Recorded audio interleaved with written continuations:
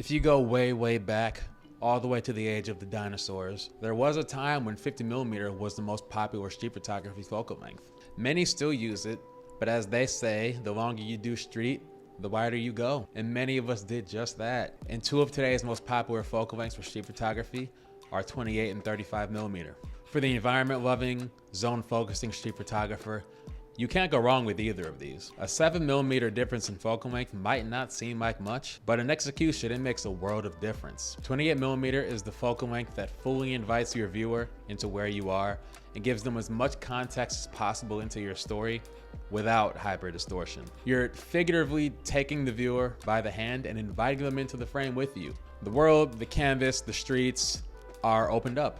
The amount of depth in a 28mm photograph still surprises me sometimes. And as someone who's primarily used 35 for years, sometimes these Cleveland streets don't feel wide enough when I have that 35. Having that extra bit of space makes a world of difference. Because of the sheer amount of depth and the angle of view being captured, there's so many different ways you can arrange a composition with a 28mm lens, and it is genuinely exciting.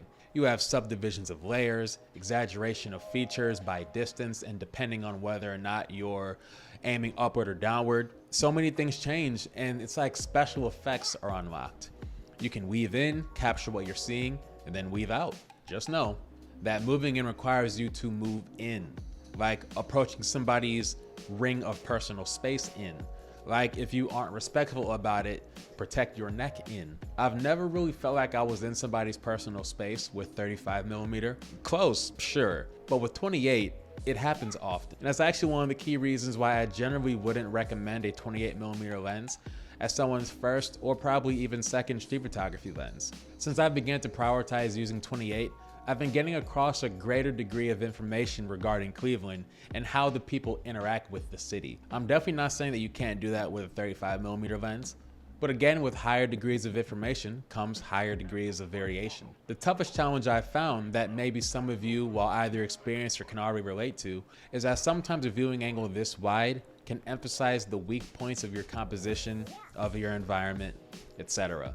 If you live in a city that isn't densely populated, you aren't going to be able to get those photos of the thick crowds and layers of action with the whole frame filled. In fact, you might just end up exaggerating the emptiness of your city due to the increased depth. Also too, if you don't really have a grip on compositional principles, it's just going to look like chaos.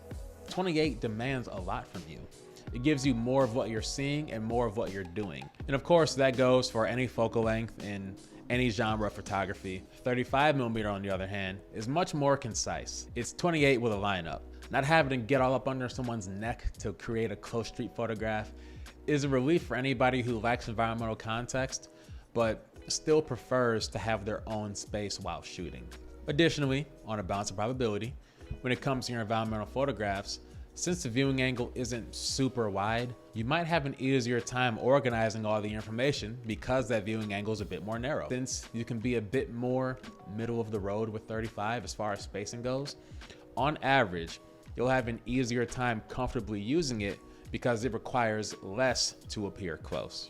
That doesn't mean it's better for you. When I think back to a lot of my favorite photographs, I'm a pretty big proponent of cropping. Now, not aggressively, but I do like to give my photos a little suit and tie every now and again. And when I look at the uncropped versions of a lot of these, all shot on 35, I know for a fact 28 in these moments would have caused my subject to notice me from this enhanced closeness. Or I would have gathered so much more unnecessary info into the frame that I would have had to crop even more than I already did and compromise that sweet resolution. 35 being so much more concise, but still providing context, I think is the happy medium for photographers looking to capture context while still being close and telling the story of those around them. The challenge you'll most often see with 35 is that those streets just begin to feel tight and not in a good way. As you begin to get more spicy and inventive with your composition, you might find yourself getting too close to people and things. And in many cases, you just won't have enough room to do what you want. It largely depends on shooting style, but you might face that. I've learned to embrace it and love it. In fact, I've begun to embrace this quality so much that I've had my eyes on 40mm. I have. Whatever it is your mission street photography may be, you gotta consider that. If you want to create the most immersive, visceral street photographs possible, buy a 28mm lens, move in as deep as possible, and buy a mouth guard. If you prefer slightly more concise and organized look to your images, and prefer not to be directly under the chin of your subjects, 35 might be for you. In reality, these focal lengths are so similar, that's going to take a lot of time with both to truly decide how these small differences impact your shooting style. So my message to you is to go out and try both. But I hope you enjoyed this video. Thank you for watching. Like and subscribe if you enjoyed it. It takes a lot to get these things done.